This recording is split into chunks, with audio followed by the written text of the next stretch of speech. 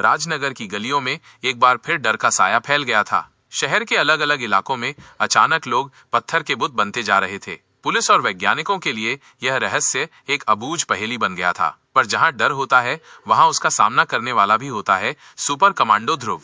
एक शाम इंस्पेक्टर शम्मी ने ध्रुव को पुलिस मुख्यालय बुलाया। ध्रुव, पिछले 3 दिनों में 8 लोग पत्थर बन चुके हैं। किसी के शरीर पर कोई घाव नहीं, कोई जहर नहीं। वैज्ञानिक भी हार मान चुके हैं। शम्मी ने फाइल ध्रुव की ओर बढ़ाते हुए कहा। ध्रुव ने फाइल ध्यान से देखी। सभी घटनाएं एक ही क्षेत्र शिवगंगा कॉलोनी के आसपास हुई थीं। ये साधारण हमले नहीं हैं, ध्रुव ने कहा। यह किसी सुपर विलेन की चाल हो सकती है। मुझे वहां जाकर जांच करनी होगी।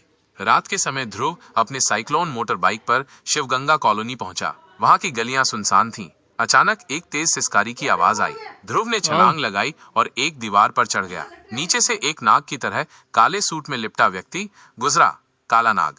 ध्रुव चौंक गया। ये वही है जिसने नागराज को भी एक बार धोखा देकर फंसा दिया था। ध्रुव ने पीछे से उस पर छलांग लगाई, लेकिन काला नाग ने फुर्ती से एक गोल धातु का चक्र उसकी ओर फेंका। ध्रुव ने समय रहते बचाव किया, लेकिन उस चक्र की टक्कर से पास की दीवार पत्थर में बदल गई।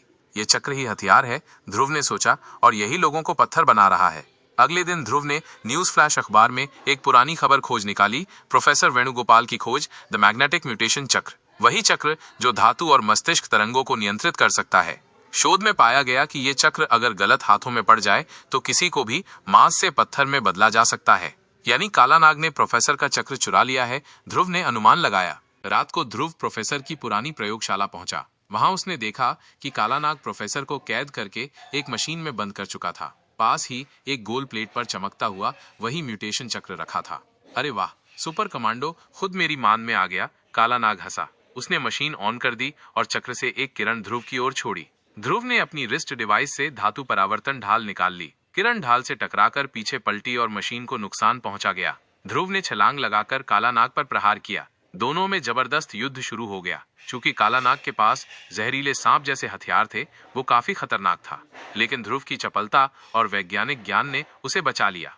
लड़ाई के दौरान काला नाग फिर से चक्र उठाने गया, लेकिन ध्रुव ने उसे बिजली के तार से बांध दिया। चक्र फिसलकर एक दीवार पर गिरा और खुद ही सक्रिय हो गया। दीवार का एक हिस्सा पत्थर बन गया और काला नाग का पैर भी उसमें फंस गया। तुम्हारे अपने ही हथियार ने तुम्हें जकड़ लिया, ध्रुव ने कहा। ध्रुव ने प्रोफेसर को मुक्त किया और पुलिस को बुलाया। प्रोफेसर ने चक्र को निष्क्रिय कर दिया। पत्थर बने लोगों को वापस सामान्य रूप में लाने की प्रक्रिया शुरू की गई। इंस्पेक्टर शम्मी ने कहा, राजनगर को फिर से बचाने के लिए धन्यवाद ध्रुव। ध्रुव मुस्कराया, जब तक अन्याय है मैं लड़ता रहूंगा।